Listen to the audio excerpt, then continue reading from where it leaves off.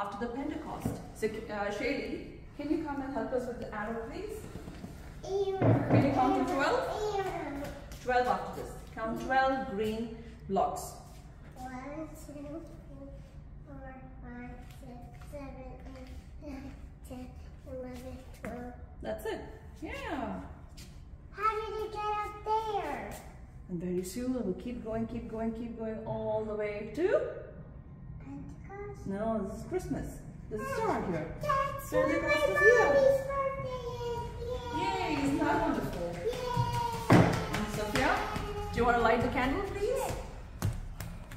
And it's so easy, and the fish can swim. Now, what does the candle represent? Jesus! Yeah, and what do you see coming out of the candle? Light. Yeah, so Like Jesus the is the light. light of the world, right? Pushes away all the darkness. Yeah, that's the light. All right, let's put it aside. It's a fake light. So today's story is going to take place in a beautiful land filled with sand. And fish.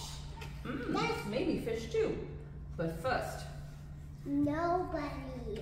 can you tell me what this looks like? This looks like a desert. Desert. Desert. A desert is full of? Sand. Lots and lots of it. Right? And lots of sand and lots of plants and lots of animals live in the desert. Except fish. But it's also very Hot.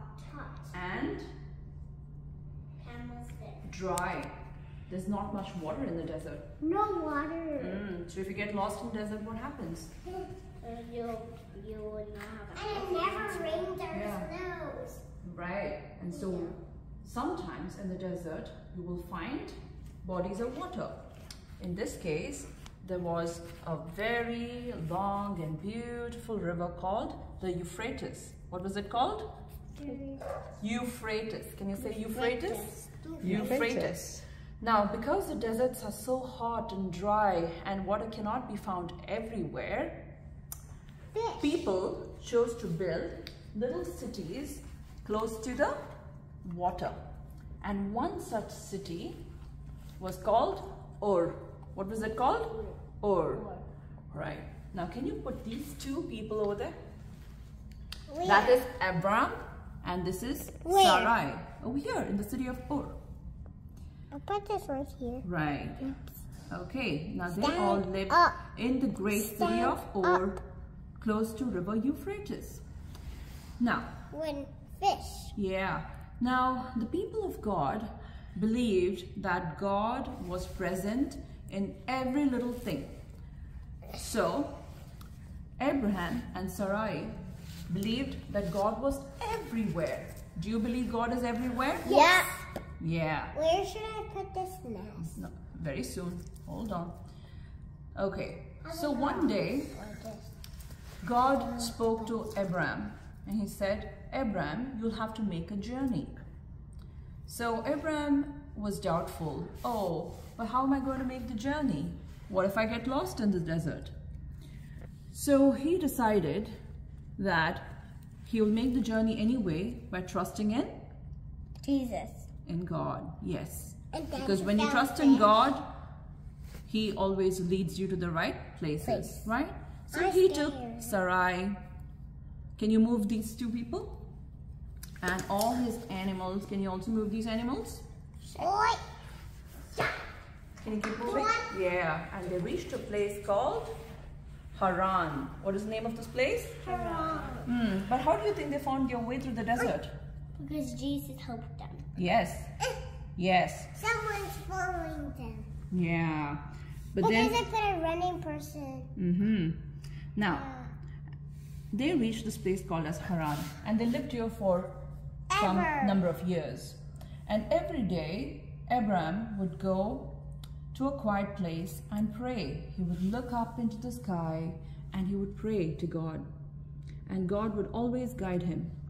And so one day God told him, Abraham, I want to take your wife Sarai and all your helpers and all your animals to a new place. Now Abraham was confused. We just reached this place, we've just settled here, we need to move again. But he trusted God and he made that journey again. So can you move these people again now?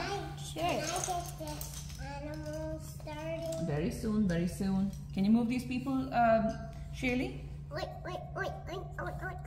Right. This time they reached a place called as Shechem. What is the name of this place? Shechem. And that's where Abraham built an altar to God. Can you build an altar with the stones? Yes. Yes. 2 stones are enough. 1 stone for you and 1 stone for Sophia. Can you build an altar there? Yeah. Now what is the significance of an altar? I don't know. Well, in this case, it was a place that Abraham wanted to build to remember God. And that's for him also to remember that God was with him all the time, wherever he went. He did not get lost in the desert, right? God led him on. Because one there, one there, one there. Yes, do you see that? They made this such a long journey. Deserts are very huge. And someone's following them. Yeah, and just imagine there's a huge storm in the desert. The sand can shift this side and that side and can go all over the place, right? And you can get easily lost. But they did not get lost. They reached all these places very safely. And then okay, you have to listen to me, please. Okay, and as Abraham continued living here in Shechem for a while, he continued talking to God. And God told him, you need to keep moving on, Abraham. And so he took his family again and they made another journey. And this time they reached a place called as Bethel. What is the name of this place? Bethel. Can you move everyone here to Bethel? Wait. Everyone is in Bethel now. They're running. Oh. And when they reached Bethel, they built another altar, again, to remember God's grace. That God was with them all the time, right? How about this sparkly one? 1 second, that will be the last one. And then finally, they decided to move again. And this time they moved to another place. And this place, let's call this one. Bird. A place called as Hebron. And in that place there was a little garden, Oaks of Mamre. And that's where they went and settled for a very long time. And this is where Abraham met God again. And God spoke to Abraham and he told him, Abraham, because you have obeyed me and you followed all the different paths I've taken you through, you will be called Abraham, which means father of a multitude. Multitude means lots and lots of people. Okay? But Abraham was very old. He was 99 years old. Do you know anyone who is 99 years old? No. But that would be very old, right? My daddy's old. But he's not that old. So when people are 99 years old, they get tired. And sometimes they're not able to move. And sometimes they're not very healthy. But God told Abraham, I am going to give you a son. Because Abraham and Sarah did not have children. Okay? And Abraham and Sarah laughed. How did Sarah laugh? She's like, this is so silly. I am so old and I can't think of having a child at this age. And she laughed. But God said, remember, I am going to make you a great nation with so many children as the number of stars in the sky and grains of sand in the desert. Can you count the grains of sand in the desert? Nope. Because that's lots and lots, right? Yep. Just imagine having so many children. 188. Well, that's a lot. But this is a lot more than that. Okay? Because you can't count the grains of sand. You can't count the number of stars. And that many children God promised to Abraham. But Sarah and Abraham laughed at that thought because it seemed impossible. But God kept his promise. So he sent 3 men to meet Abraham and Sarah. Okay? And one day, when Abraham and Sarah were sitting in their tent, that's Sarah there, Where is Sarah? Can we find Sarah? There she is. They met the three strangers. And the three strangers were invited into their tent. And Sarah made a delicious meal. Yeah, the meal was very yummy. They all enjoyed the food. Fish, and then the fish was part of the meal too, probably, right? Okay.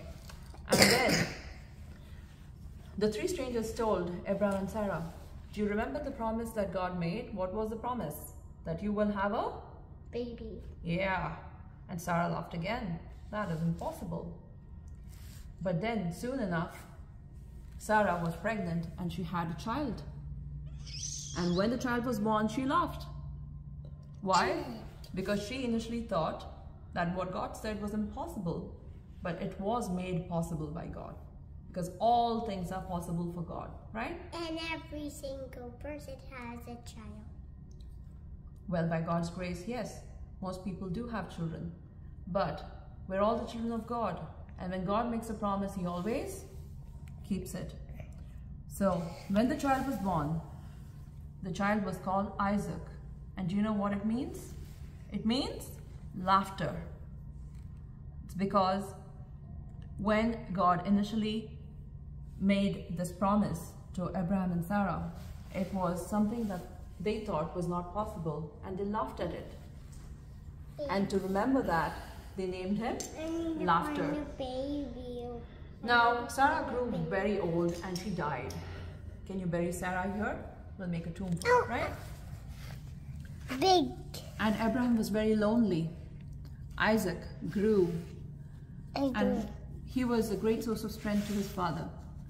But Abraham remembered God's promise. He had to find a wife for Isaac.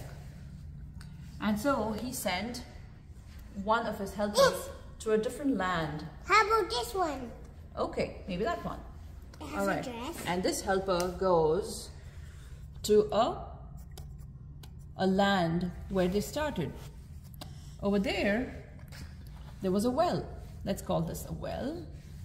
And then there was a girl by the well. She says hello to the helper. The helper says, I'm very thirsty. Can I get some water, please?